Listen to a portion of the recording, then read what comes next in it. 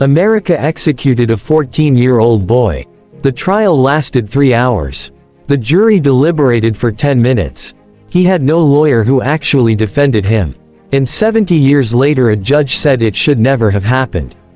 His name was George Stinney Jr., a 14-year-old black boy living in Alkaloo, South Carolina, a small segregated town where the railroad tracks divided the white side from the black side as cleanly as any wall. George weighed 95 pounds. He was quiet. He went to church. He helped his father at work. He was a child. And in 1944, being a black child in South Carolina was enough to get you killed. March 23, 1944. Two young girls, 11-year-old Betty June Binnicker and 7-year-old Mary Emma Thames, went out to pick flowers and never came home.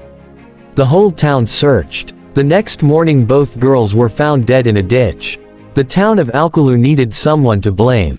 Within hours they had their answer. A black boy had been seen talking to the girls the day before. That was enough. Police arrested George Stinney that same day.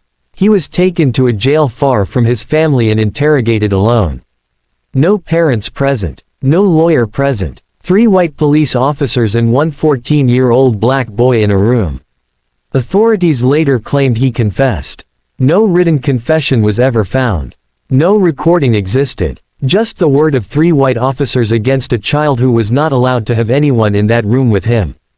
The trial lasted 2.5 hours. 2.5 hours for a capital murder case. His court-appointed lawyer called 0 witnesses. Presented 0 evidence in his defense. Cross-examined almost no one. The jury was all white. In 1944, South Carolina black people were not allowed on juries. George sat alone at the defense table holding a Bible, the only thing his family could give him before they were run out of town by threats. The jury deliberated for 10 minutes. Death sentence. On June 16, 1944, George Stinney was walked into the execution chamber. He was so small the electrodes did not fit his head properly. He had to sit on his Bible to reach the headrest of the electric chair. He was executed. He was 14 years old. 95 pounds. In 2014, 70 years later, a judge reviewed the case and vacated his conviction, ruling he had not received a fair trial. George Stinney was officially exonerated.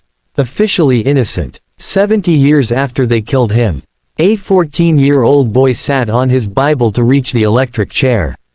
Because it was the only thing he had left. And the only thing that stayed with him.